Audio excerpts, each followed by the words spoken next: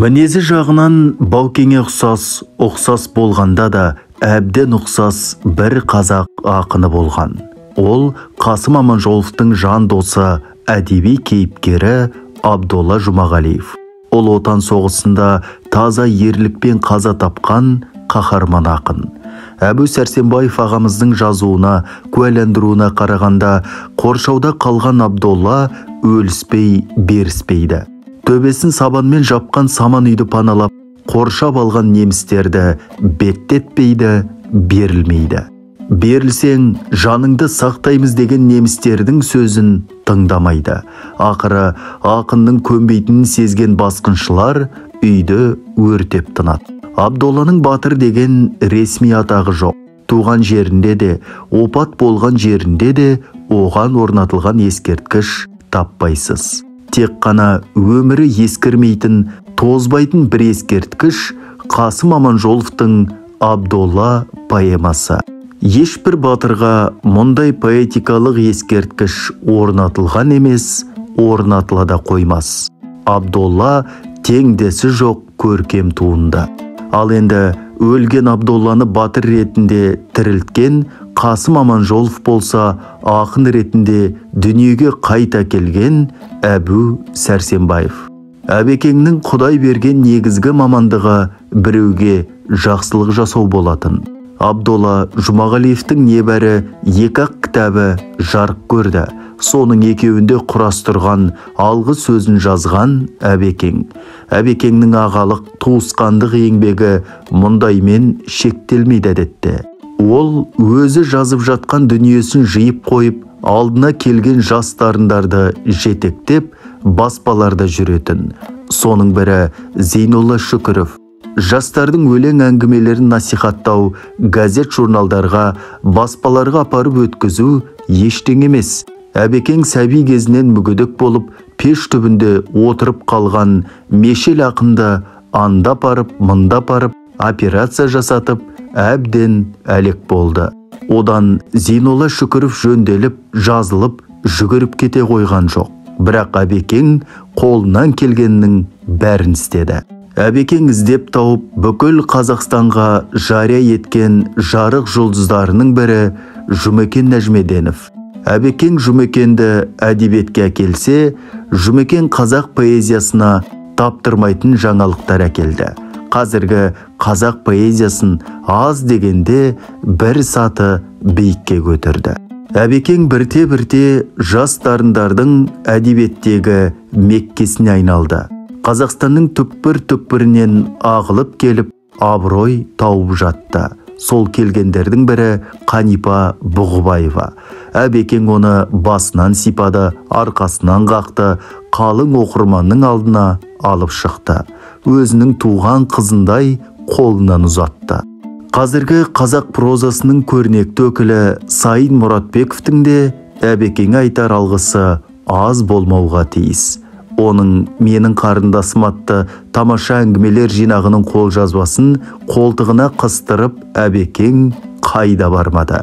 Ақыры сол кітап жарық көріп, Әбекең оның авторынан кем қуанған жоқ. Бұл тізімді осылай жалғастыра беруге болады. Әбекеңнің маған да көмегі аз тиген жоқ.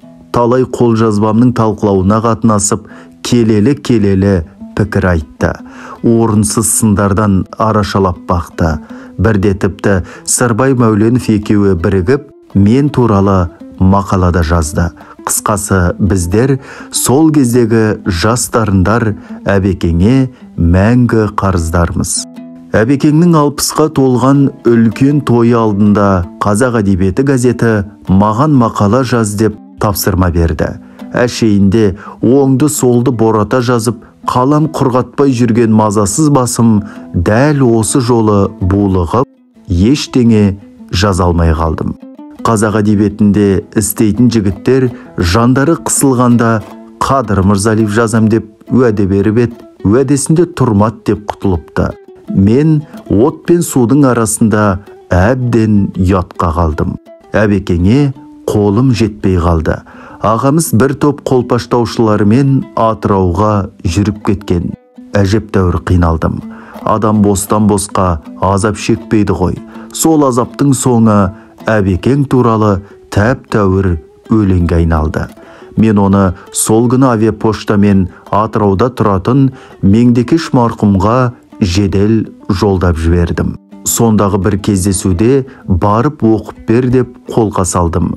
Ол кезде авиапошта жолда бірақ тәулік жүреді. Меңдекеш менің өтінішімді қалтқысыз орындапты. Абырой болғанда өлең де сәтті шыққан сияқты. Ақынға біздер күлдік пе, ақтарып салсақ шынын, өмірде сені білдік те, не екенін білдік жақсының. Жыр үшін емес бұл тіпте, жүректер әбе мекенің, өлеңде сені білдік те, не екенін білдік әкенің. Әдемі шақта, гүл шақта, келеміз біз тек оңалмай, өзіңдей ақын болсақ та, өзіңдей адам бола алмай. Әбеке орның бөлек қой орның әмәнда, құдайдай адам керек қой, құдайсыз мына заманда. Құдайсыз заман деген сөзді мақтанғаным емес, ол кезде қазақ топырағында менен басқа адам айталған жоқ. Кейін 1967 жылы Бұлбұл бағында жарияланғанмен, бұл өлең Фариза қарындасым редактор болып отырған Қазақстан пионерінде соңғы шумақсыз жарық көрді. Қай тұста да батыр болып көрініп жүрген ақын қызымыз бұл жолы қол қоюға тәуекел ете алмады. Естелік эссенің бір ғажабы, бірді айтып бірге кетесің. Бұл заңды құбылыс. Өйткені кез келген адам, кез келген ұлы тұлға, басқа бір адам, басқа бір тұлғамен тығыз байланысты. Сондықтан мен осы арада оқырмандарымнан кешірім сұрап алып, сәл шегініс жасамақпын. Абдолла Жұмағалиев қай жағынан да Кеңестер одағының батыры болуға лайық жан еді, бермеді. Тырнағы темір, азуы алмас неміс басқыншыларынан Мәскеуді қорғап қалуда ересен ерлік көрсеткен Бауыржан Момышұлы да қаншама жыл алтын жұлдызсыз жүрді. Бірақ шындық жеңбей тынбайды ғой. Күндердің бір күнінде еліміздің, қуатты Қазақстанның талап етуімен Кремль Бауыржан Момышұлын батыр деп мойындады. Бұл ең алдымен әділеттің жеңісі еді.